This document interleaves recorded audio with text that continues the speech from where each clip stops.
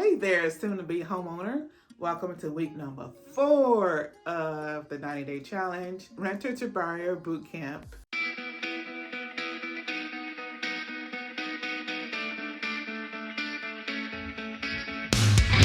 First, you want to add up all your debt.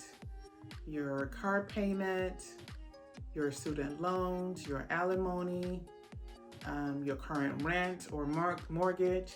Basically, anything that you're obligated to pay, you'll want to add those all up. Utilities, groceries, and other lifestyle expenses do not count as debt, so you want to leave those out. So once you add, for the calculation, once you add all those different expenses up, you want to divide that by your monthly income. And if you go to your guide, the Renter to Buyer guide, on page 13, there is a worksheet there where you can do it yourself and arrive at your DTI. Okay, for example, let's say that your monthly debts total to $1,500 and your monthly income is $4,500. You want to take the two numbers and divide, and then the result will be 0.375.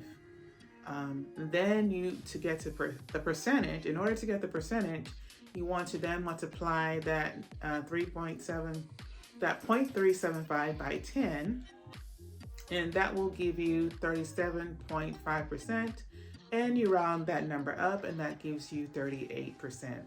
That is your DTI, 38%. All right, so 38% is at the very top, at the ceiling of what lenders like to see as a DTI.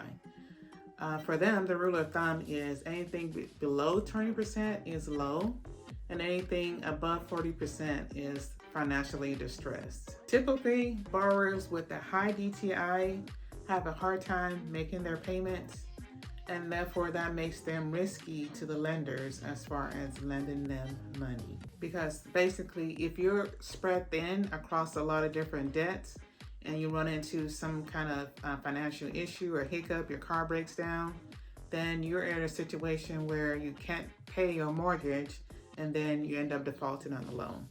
So, and that's where that emergency fund that I mentioned in the previous couple of weeks, if you have an emergency fund, 3 months, 6 months, 1 year, that will help you when you run into those financial rainy days. So that's something you always want to keep in mind. You know, when you default on a loan or end up having to go bankrupt, that costs the bank a lot of money. So of course, they want to protect their interests.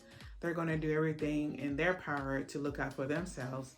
And that's why in some cases people do get denied for a mortgage, for a loan, because they feel like, oh, that's too risky, too big of a risk for them to take on. If you have a high DTI, work on paying off your smallest debts first and make sure you pay them on time. And the bonus is that will actually help your credit scores. That will increase your credit scores. Now, if you have a low DTI, you are probably ready to go ahead and start talking to lenders. We'll talk about that more in depth next week. So see you next week. Bye.